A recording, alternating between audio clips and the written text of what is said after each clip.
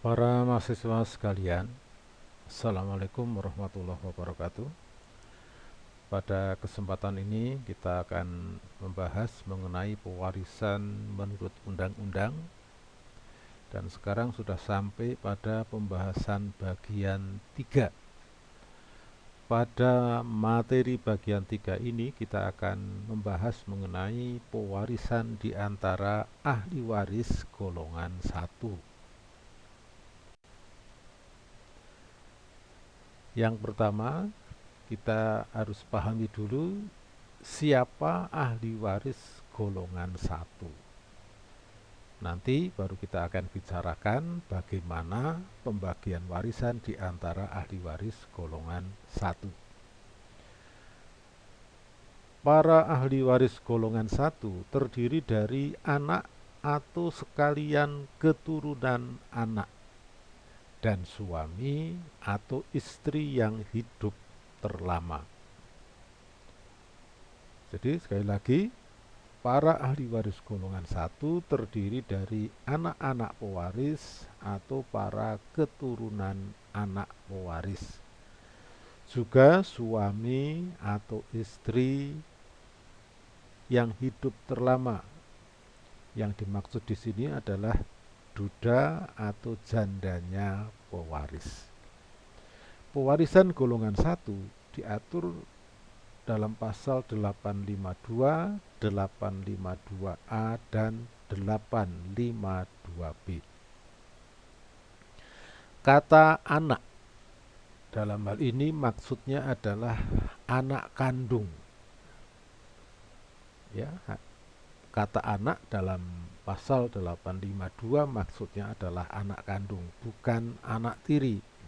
Karena mengenai anak tiri ini bukan ahli waris karena tidak mempunyai hubungan darah dengan pewaris. Yang kedua, kata anak dalam pasal 852 maksudnya adalah anak sah, bukan anak luar kawin. Karena mengenai anak luar kawin ini merupakan kelompok ahli waris tersendiri dan diatur di dalam pasal-pasal tersendiri. Sekali lagi, kata anak di dalam pasal 852 maksudnya adalah anak sah. Jadi, ahli waris golongan 1 yang ahli warisnya terdiri dari anak atau keturunan anak dan suami atau istri yang hidup terlama, kata anak di sini maksudnya adalah anak-anak sah, bukan anak luar kawin. Pengaturan mengenai pewarisan di antara ahli waris golongan 1. Pertama dapat kita temukan ketentuan pasal 852. Pasal 852 ini membahas mengenai atau mengatur mengenai pewarisan di antara anak-anak pewaris. Sekali lagi, ketentuan pasal 852 mengatur mengenai pembagian warisan di antara para anak-anak pewaris. Di dalam pasal 852, dalam pasal 52 disebutkan anak-anak atau sekalian keturunan mereka biar dilahirkan dari lain-lain perkawinan sekalipun, mereka mewaris dari kedua orang tua, kakek, nenek, atau semua keluarga saudara mereka selanjutnya dalam garis lurus ke atas dengan tiada perbedaan antara laki atau perempuan dan tiada perbedaan berdasarkan kelahiran lebih dahulu. Ini ketentuan pasal 852 ayat 1. Selanjutnya dalam pasal 852 ayat 2 disebutkan, mereka mewaris kepala demi kepala. Jika dengan si meninggal, mereka bertalian dalam derajat ke-1 dan masing-masing mempunyai hak karena diri sendiri. Mereka mewaris panjang demi panjang. jika sekalian mereka atau sekedar sebagian mereka bertindak sebagai waris pengganti. Ketentuan pasal 852A, pasal 852 ayat 1 dan ayat 2 ini sekali lagi mengatur mengenai pembagian warisan di antara anak-anak pewaris. Bagaimana pengaturannya? Yang pertama, bahwa pewarisan di antara anak ataupun juga para keturunan anak dengan tidak dibedakan berdasarkan jenis kelamin, tingkat kelahiran, dan walaupun mereka dilahirkan dari lain-lain perkawinan. Untuk memahami hal ini bisa kita lihat perbandingan dengan ketentuan hukum waris adat ataupun hukum waris Islam. Dalam hukum waris Islam mengenal pembagian warisan berdasarkan mayoret jenis kelamin. Laki-laki mendapatkan 2 bagian dibandingkan perempuan. Berarti hukum waris Islam mengenal pembagian mayoret berdasarkan jenis kelamin. Dalam hal ini KUH Perdata tidak mengenal pembagian warisan mayoret berdasarkan jenis kelamin. Laki-laki ataupun perempuan hak bagiannya sama.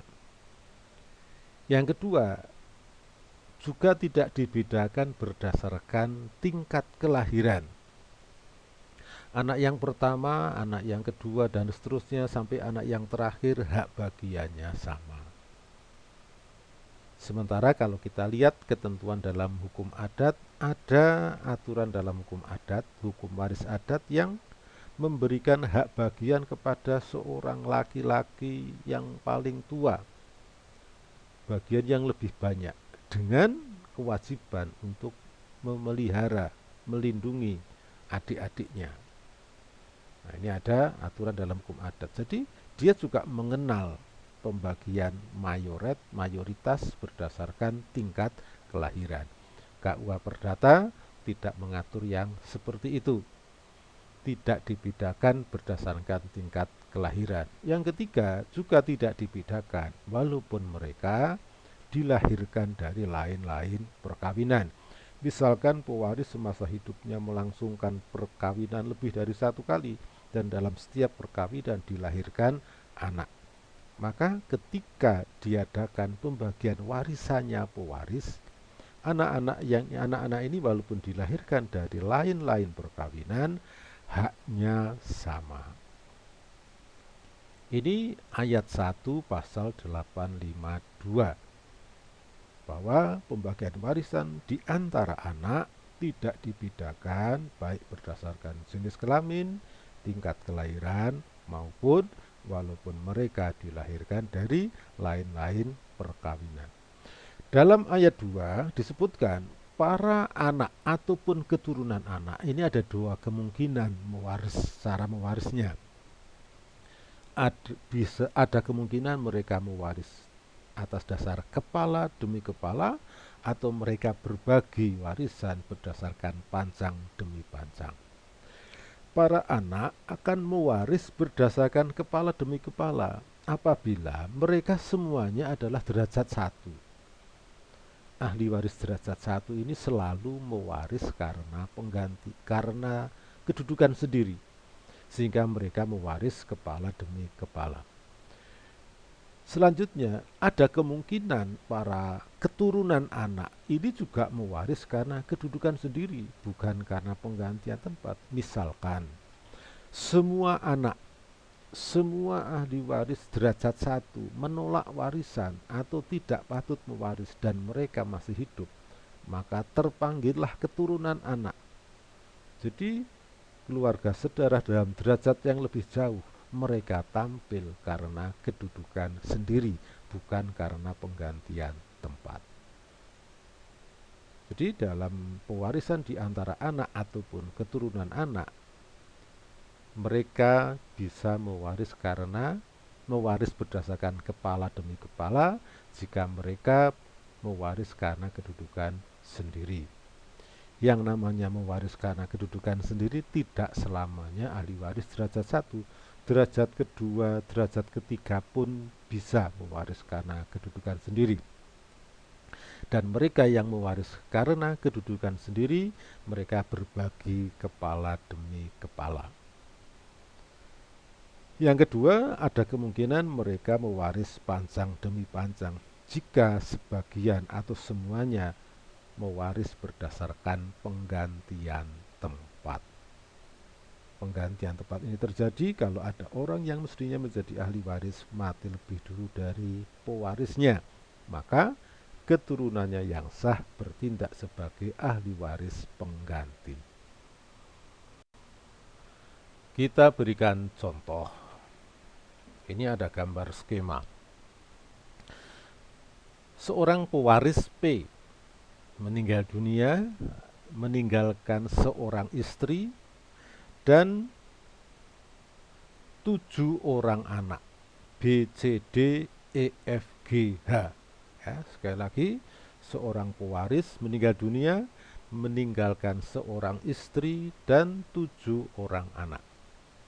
Berarti di sini pewarisnya, ahli warisnya terdiri dari seorang istri dan para anak-anak pewaris. Tadi kita sudah membahas mengenai hak waris anak. Sekarang kita bicarakan dulu tentang hak waris istri atau suami. Diatur dalam pasal 852A. Dalam ketentuan pasal 852A dikatakan hak waris istri atau suami dalam melakukan ketentuan-ketentuan dalam bab ini. Kata-kata bab ini maksudnya adalah bab 12 buku 2 Kitab Undang-Undang Hukum Perdata yang mengatur tentang pewarisan undang-undang. Jadi, ketentuan pasal 852A yang mengatur mengenai hak waris seorang istri atau suami hanya berlaku khusus dalam pewarisan menurut undang-undang dan tidak berlaku dalam pewarisan testamenter. Berapa bagian istri atau suami dalam pewarisan undang-undang? Disebutkan dalam pasal 852A prinsipnya hak waris istri atau suami dipersamakan dengan hak waris seorang anak. Dengan catatan istri atau suami tadi merupakan istri atau suami dalam perkawinan yang pertama. Kalimat selanjutnya dalam pasal 852A dikatakan apabila yang tampil mewaris adalah istri atau suami dalam perkawinan yang kedua atau selebihnya, sedangkan pewaris juga meninggalkan anak ataupun keturunan anak yang dilahirkan dari perkawinan yang sebelumnya. Maka dalam hal seperti ini ada pembatasan hak waris istri atau suami. Ada 2 bentuk pembatasan. Yang pertama, hak waris istri atau suami kedua tadi tidak boleh lebih besar dari bagian anak. Dan yang kedua, bagian istri atau suami kedua tersebut tidak boleh lebih besar dari 1/4 warisan. Nah, kalau kita terapkan di dalam contoh skema ini, bahwa seorang pewaris meninggal dunia meninggalkan seorang istri, ini istri dalam perkawinan pertama, dan 7 orang anak, B sampai H. Maka di sini berlaku ketentuan pasal 852 untuk hak waris anak dan pasal 852A untuk hak waris istri. Bagian istri sama dengan bagian anak, sehingga masing-masing mendapatkan 1/8 bagian karena ada 8 ahli waris. Para anak ini semuanya ahli waris derajat 1, mereka mewaris kepala demi kepala.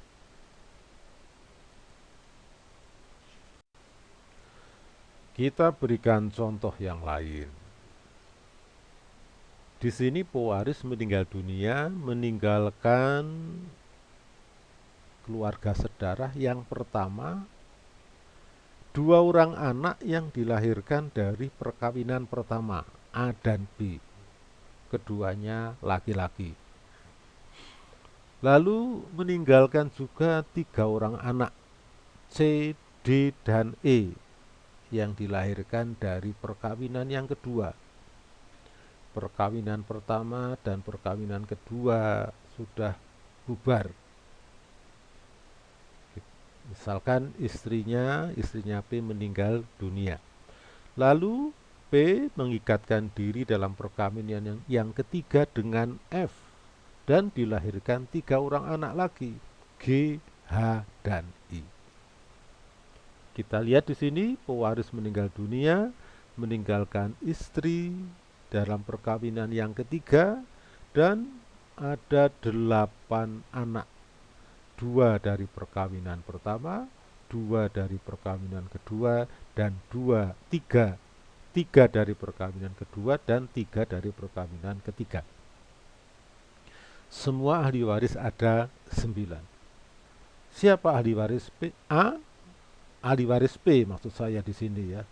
Mestinya ini walaupun tertulis A harus dibaca siapa ahli waris P. Ini salah tulis ini. Karena pewarisnya adalah P.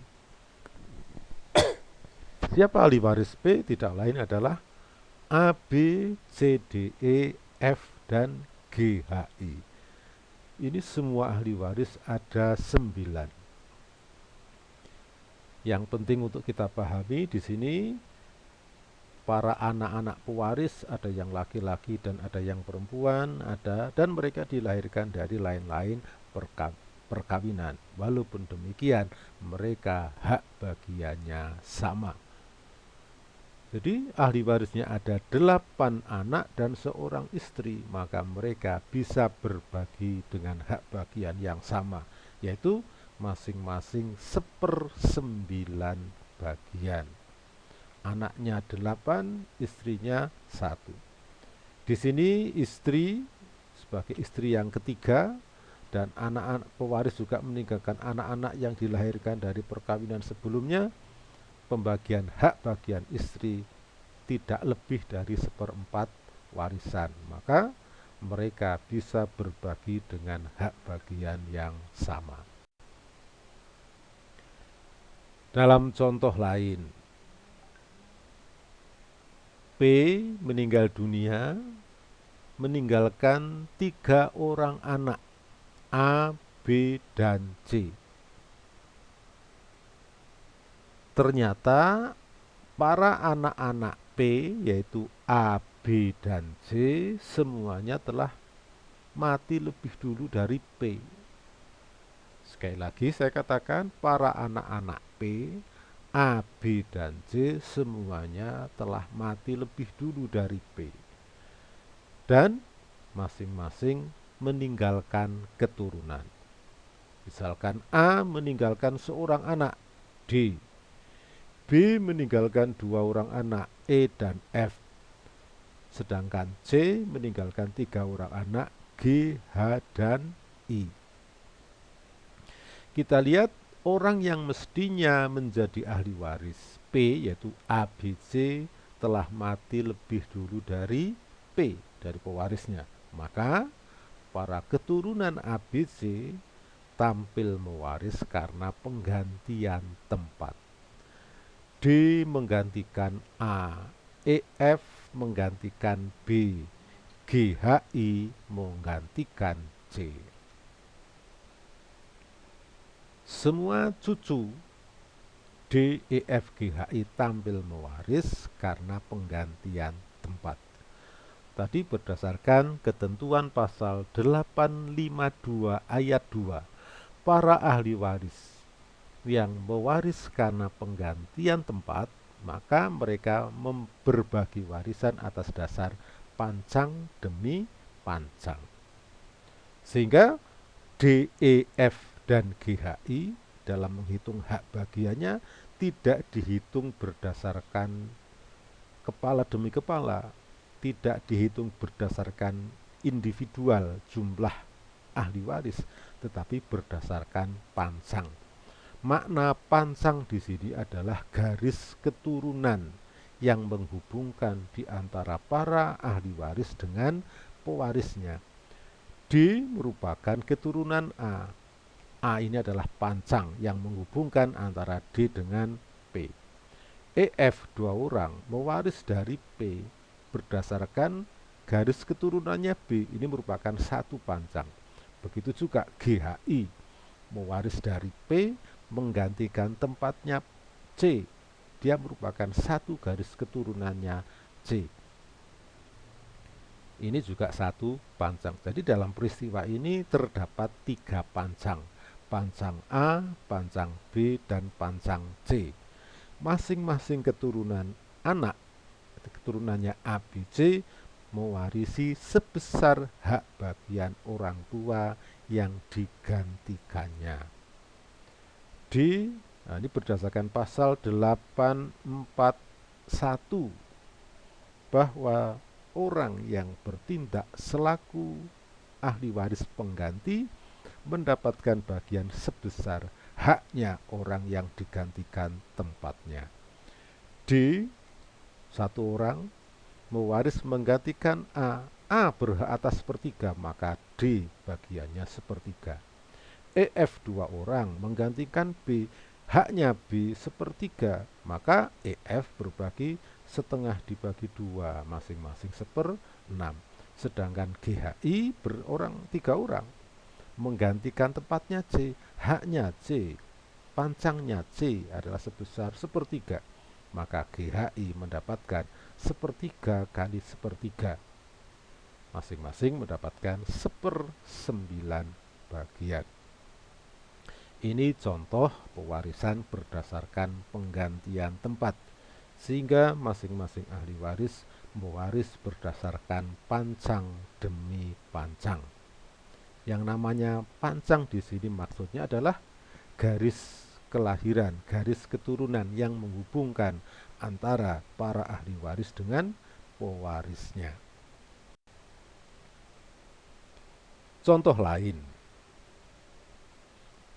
Dalam contoh ini saya berikan gambaran orang yang berada pada keluarga sedarah derajat 2 tetapi tampil mewaris karena kedudukan sendiri, bukan berdasarkan penggantian tempat. Sebagai contoh, pewaris meninggal dunia meninggalkan 3 orang anak A, B, dan C.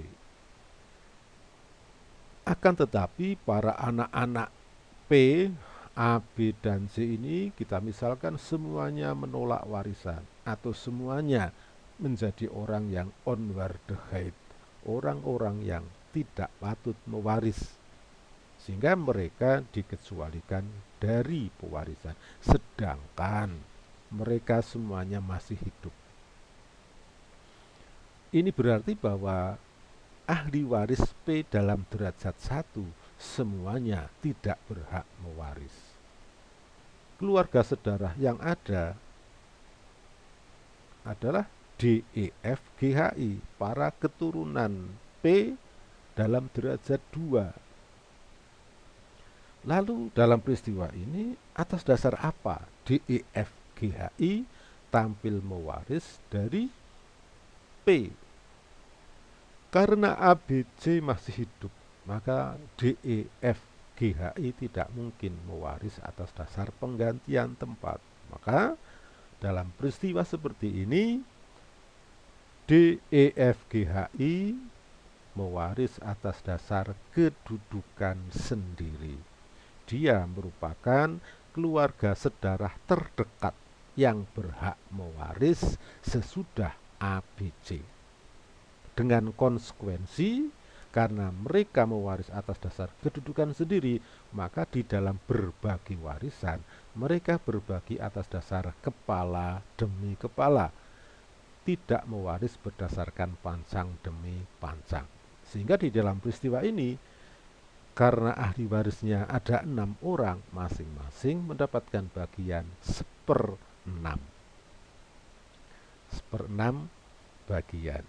Inilah contoh mereka para keluarga sedarah walaupun bukan derajat 1 tetapi bisa tampil mewaris atas dasar kedudukan sendiri, sehingga mereka mewaris kepala demi kepala. Contoh lain, ini pewaris meninggal dunia meninggalkan seorang istri sebagai satu-satunya ahli waris, yaitu A. Maka dalam peristiwa ini A mewarisi seluruh warisan dengan mengesampingkan para ahli waris yang lain. Karena keluarga saudara yang lain golongan warisnya lebih jauh.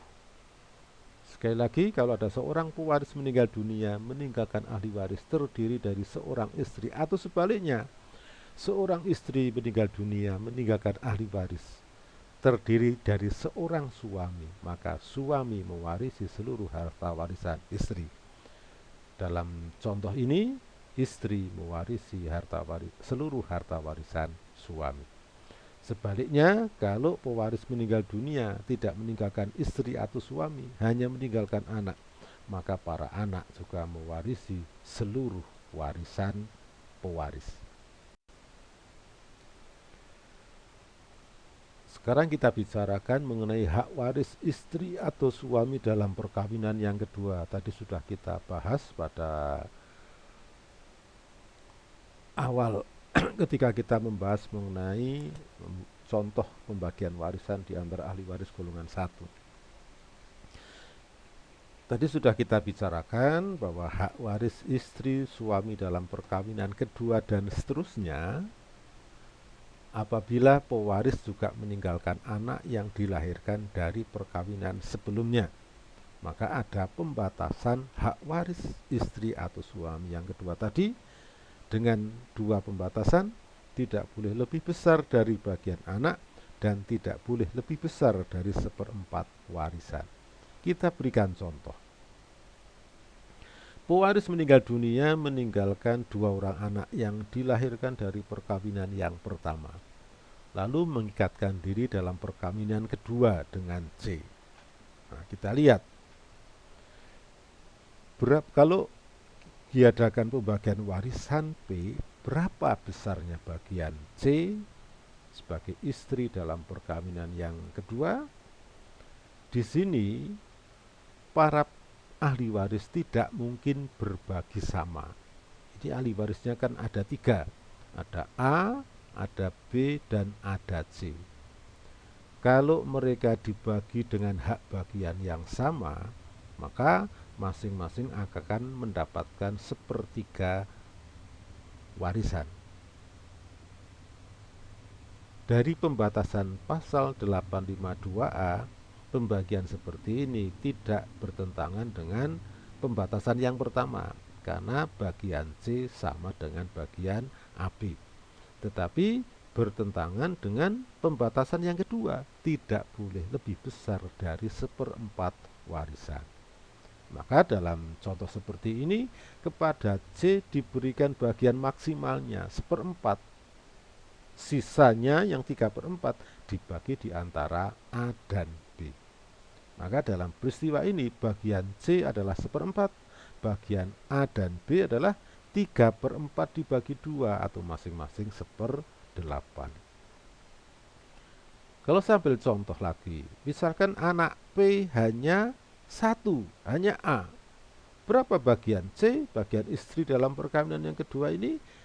C atau istri dalam bagian pewarisan perkawinan kedua, dia diberikan bagian 1/4 sebagai bagian maksimalnya, yang 3/4 merupakan bagian anak pewaris.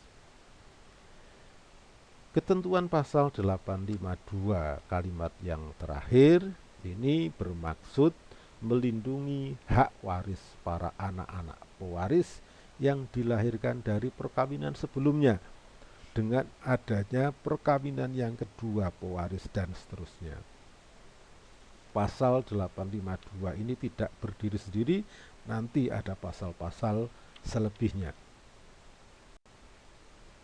Inilah pasal-pasal yang saya maksud yang membentuk suatu lembaga hukum yang namanya Leg Hak Ediktali, yaitu lembaga hukum yang bertujuan melindungi hak waris anak-anak pewaris yang dilahirkan dari perkawinan yang pertama atau yang sebelumnya dengan adanya perkawinan pewaris untuk perkawinan kedua dan seterusnya.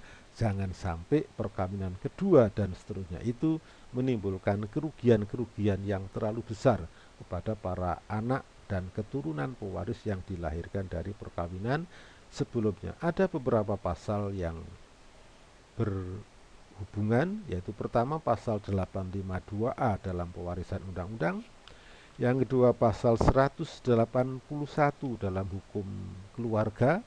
Di sana dikatakan para istri atau suami dalam perkawinan kedua dan seterusnya tidak akan menikmati persatuan harta melebihi apa yang diatur dalam ketentuan pasal 852A. Begitu juga di dalam pewarisan testamenter atau pewarisan berdasarkan surat wasiat. Di sana juga ada ketentuan pasal 902 yang mengatakan hak waris istri atau suami dalam pewarisan testamenter atau pewarisan berdasarkan surat wasiat, istri atau suami dalam perkawinan kedua dan seterusnya apabila pewaris juga meninggalkan anak yang dilahirkan dari perkawinan sebelumnya tidak dapat menikmati wasiat ataupun hibah melebihi apa yang sudah diatur dalam pasal 852A. Jadi ketentuan pasal 852A merupakan pasal sentral yang mengatur mengenai hak waris istri suami dalam perkawinan kedua dan seterusnya. Tadi sudah kita bicarakan mengenai bagaimana tata cara pembagian warisan di antara ahli waris golongan 1. Dapat kita ambil kesimpulan bahwa ahli waris golongan 1 terdiri dari anak atau keturunan anak dan suami atau istri yang hidup terlama. Yang kedua, pewarisan di antara anak tidak dibedakan berdasarkan jenis kelamin, tingkat kelahiran, dan walaupun mereka dilahirkan dari lain-lain perkawinan, mereka haknya sama. Yang ketiga, bila ada anak yang mestinya menjadi ahli waris mati lebih dulu dari pewarisnya, dapat digantikan tempatnya oleh keturunannya yang sah. Penggantian tempat di antara ahli waris golongan 1 ini, di antara anak-anak pewaris ini diatur dalam pasal 842, yang mana pergantian seperti ini berlangsung terus, tidak ada batasnya. Yang keempat, hak waris istri atau suami pada prinsipnya dipersamakan dengan hak waris seorang anak, dengan catatan istri atau suami tadi terikat perkawinan dalam perkawinan pertama dengan pewaris. Apabila istri atau suami yang menjadi ahli waris adalah istri atau suami dalam perkawinan kedua dan seterusnya, di mana pewaris juga meninggalkan anak atau keturunan anak yang dilahirkan dari perkawinan yang sebelumnya, maka bagian istri atau suami kedua tadi tidak boleh lebih besar dari bagian anak dan tidak boleh lebih besar dari 1/4 warisan. Demikian yang bisa kami jelaskan, bisa kami uraikan mengenai pewarisan di antara ahli waris golongan 1. Setelah ini kita akan membahas mengenai pewarisan di antara ahli waris golongan 2. Terima kasih. Assalamualaikum warahmatullahi wabarakatuh.